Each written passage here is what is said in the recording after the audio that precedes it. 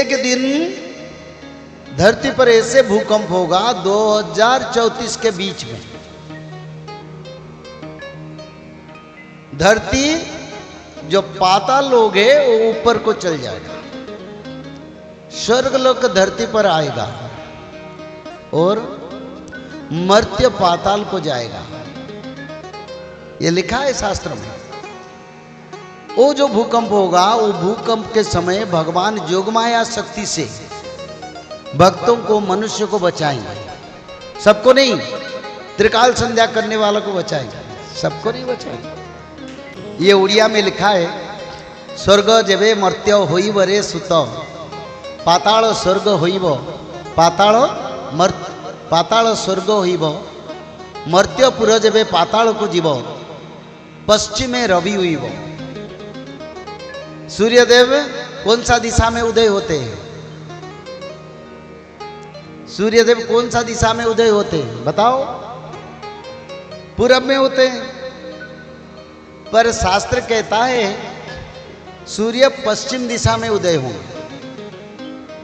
तो पश्चिम दिशा में उदय होने से तुम्हारा क्या लाभ होगा? लाभ होगा क्या? बताओ ना, कुछ विचार करते हैं।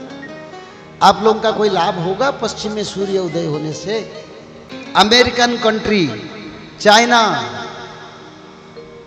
और जो क्षेत्र सब पूर्व दिशा में सूर्य जब उदय होते थे, उसी देश में हरियाली, ठंडे मौसम और सब शांति में रहते थे। उन्हीं देश को रेगिस्तान बनाएंगे और भारत में टेम्परेचर रहेगा 22, विदेश में टेम्परेचर रहेगा 55-60। सूर्य को बदलाएंगे। आनंद पर हरी हरी। ऐसे सत्ययुग बनेगा तो समुद्र के पानी मीठा होगा। क्यों मीठा होगा?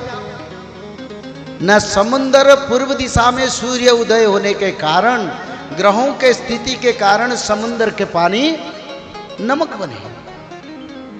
जब सूर्य दिशा बदलाएंगे, ग्रह नक्षत्र भी दिशा बदलाएंगे और ग्रह नक्षत्र की स्थिति के अनुसार समुद्र के जल मीठा बनेगा। जितने रेगिस्तान हरियाली बनेगा।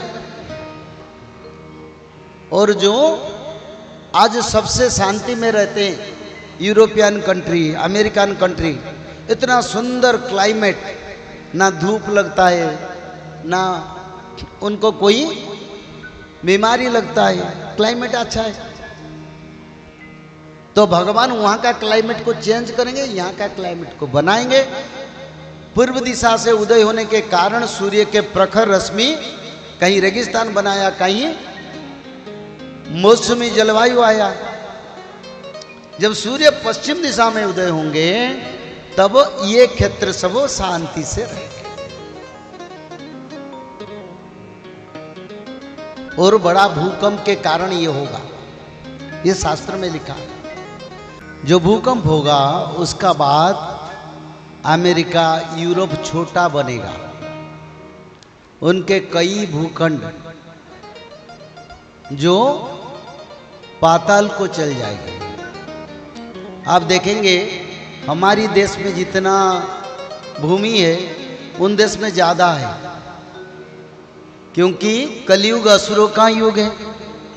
जहाँ असुरी कार्य हो रहा है वहीं पर ज़्यादा भूमि मिला है, अच्छा क्लाइमेट मिला है, अच्छा फल मूल मिल रहा है। विदेश से फल आता है ना, जो हमारा यहाँ नहीं होता है। पर क्या होगा ना, ऐसे बदला देंगे भगवान, उनकी देश छोटे छोटे द्वीप बनेंगे। अमेरिका, उत्तर अमेरिका, दक्षिण अमेरिका छोटे छोटे द्वीप बनेंगे। यूरोप भी छोटा बनेगा, पर रसिया रहेगा, क्योंकि वो भगवान का शरण में हर युग में है, इस युग में भी है। मिड ईस्ट जो अरबियन कंट्री है, पहले वो शंकर भगवान का क्षेत्र था। वो क्षेत्र भी हरियाली बनेगा, उस क्षेत्र में सनातन का प्रकाश भी होगा और भारत अखंड भारत बनेगा। बौद्ध क्षेत्र पर नया नदियां उत्पत्ति होंगे। राजस्थान में कई नदियां का उत्पत्ति होगा। अब जो नदी सूखा नदी होते हैं, बारिश के मौसम में थोड़े थोड़े पानी आता है, सालों भर पानी बहने वाला नदी आएंगे। और ऐसे भारत में, विश्व में नया नदियां भी सृष्टि होगा, नया धरित्री सृष्टि होगा। धरती का जलवायु परिवर्तन होगा। रात को बारिश होगा, दिन में बारिश नहीं होगा। मौसम ऐसा रहेगा, कोई खाद्य भोजन नष्ट नहीं होगा,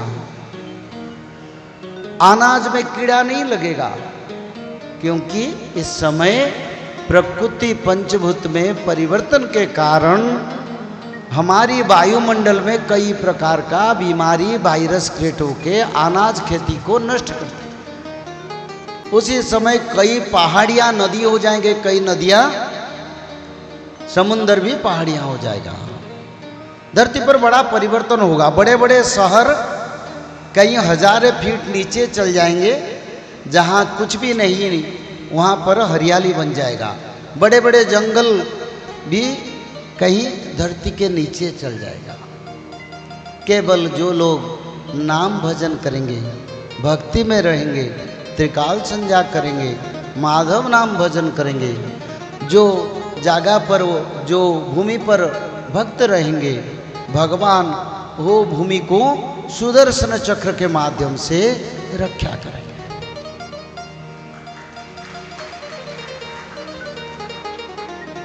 तो समय परिवर्तन की ओर जाएगा। 2032-34 में सत्ययुग आगमन होगा। कैसे सत्ययुग आगमन होगा, क्या प्रमाण है? पर अलग धर्म के शास्त्र में भी ये लिखा है, पर हमारी सनातन शास्त्र में स्पष्ट लिखा है 2032-34 सत्ययुग आगमन होगा। कैसे सत्ययुग आगमन होने के लक्षण हम जानेंगे, उसका विचार मैं आपसे करूंगी। अभी मैं आपको एक प्रश्न करूंगा, आप उत्तर ना दो, खुद सोचो। आपकी परसों सुबह काल आपने सुबह क्या भोजन किया था?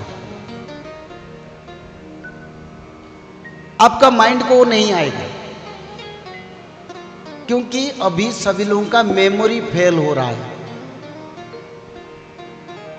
पर यंग बच्चे बच्ची, जो छोटे बच्चे बच्ची जन्म होते हैं, उनका माइंड बहुत प्रखर है। शास्त्र में लिखा है, जन्म होने वाले 2-3 साल के बच्चा बड़े बड़े ज्ञानी लोगों का मेमोरी को से और पावरफुल बनेंगे। जब स्मरण शक्ति नहीं रहेगा, बोले जाओ ग्रोसरी दुकान में ऐसे ऐसे किराना लेके आना, फिर जाके फोन करेंगे, अरे भाई मेरा मन से भूल गया, तू बताओ क्या लेने। अभी अभी बोलेंगे एक संख्या, फिर उसको लिखना पड़ेगा, किसी को पेमेंट करना, तो इसको दोबारा लिखते हैं। क्यों ना? जब युग परिवर्तन होता है तब ग्रहों का परिवर्तन होता है। ग्रहों का परिवर्तन होने के कारण मनुष्य के जो बुद्धि, जिनकी भाग्य चक्र पर सूर्यदेव है रवि, वो अच्छा पढ़ाई करेगा। जिसके केंद्र पर बृहस्पति है पंचम स्थान पर, वो पढ़ाई करेगा, आध्यात्मिक भी होगा। पर जो ग्रह लोग हमारी को कंट्रोल कर रहे थे, वो अभी सत्ययुग के स्थान को जा रहे हैं। तुम्हारा ख्याल कौन रखेगा? उनके कारण हमारा मशीन काम नहीं कर रहा है। हम सब स्मृति शक्ति को हराए हैं। और क्या होगा न? जब युग परिवर्तन होगा, लोग शादीशुदा होके उनका संतान संतति नहीं होगा। जहां देखो ऐसा है। मनुष्य का कोई दोष नहीं है, दोष तो समय का। युग परिवर्तन के कारण हमको संतान कौन देते हैं? देवा देवी कृपा से होता है। ग्राम देवती स्थान छोड़ दिए, कुल देवी स्थान छोड़ दिए हैं, स्वर्ग से देवता मनुष्य से जन्म हुए हैं, तो आपका जो पालन कौन करेगा? गाड़ी में स्टीयरिंग नहीं तो कहाँ जाएगा? इंद्रदेव वर्षा करते बारिश, तो बारिश के मौसम में बारिश होता, अभी तो सालों भर बारिश होता है। और ऐसे बारिश होता है, अभी मुंबई में बारिश हो रहा है, 24 घंटा बारिश हो रहा है। लोग कितना दुखी है, लोगों के घर में पानी घुस रहा है। बादल फटने वाला बारिश मैदानी में हो रहा है, क्यों? ना पालनहार 10 दिगपाल जो पालन करते हैं वो नहीं करते। इंद्रदेव तो जन्म हो चुके, देवता तो जन्म हो चुके, पालन कौन करेगा? ग्रह नक्षत्र अपने स्थान पर चलते हैं, वो एक दिन में चल जाएंगे नहीं, उनको कई साल लगेगा सत्ययुग के मौसम और ग्रह नक्षत्र स्थिति बनाने के लिए। कलयुग में मनुष्य का आयु 100 साल, सत्ययुग में आयु कितना? 1000 वर्ष। इच्छा मृत्यु, तो इच्छा मृत्यु कैसे होगा? यमदेवता अगर आपका स्वामी बनेगा तो आपका मृत्यु तो 100 साल के अंदर होगा, तो उसी हिसाब से भगवान उसको निर्माण करते हैं। इसी कारण मनुष्य लोगों का संतान नहीं होता है। 2030-32 के समय में मेरे विचार में हजारों में एक संतान होना मुश्किल होगा। तो ये धरती रहेगा कैसे? आप विचार करो। मैं तो शास्त्र कहता, आप रिसर्च करो इसके ऊपर, दुनिया रहेगा कैसे? आप देखते हैं, ये तो भगवान के कथा हो रहा है, मौसम अच्छा है, पर मैं जिस दिन आने वाला था एक एसी में आग लग गया, ब्रस्ट कर गया, इतना गर्मी हुआ था।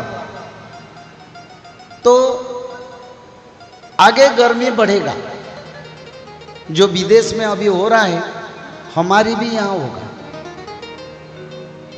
तो ये जो स्थिति में हम बचेंगे कैसे? मनुष्य शरीर कितने डिग्री तक संभाल सकता है? हाँ, संभाल भी सकते हैं, पर मनुष्य के कोई एक लिमिटेशन है, जो लिमिटेशन से ज्यादा हो रहा है। आगे टेम्परेचर 70 डिग्री तक जाएगा, तो 70 डिग्री टेम्परेचर में कौन बचेगा? पर सब जगह पर नहीं होगा, ये शास्त्र में लिखा है। जहां पाप होता है, गोहत्या होता है, जीव हत्या होता है, वहीं पर थोड़ा ज्यादा करेंगे। दूसरा जगह में भी लोगों को धाड़ी में लाने के लिए भगवान छोटे छोटे प्रहार भी करेंगे।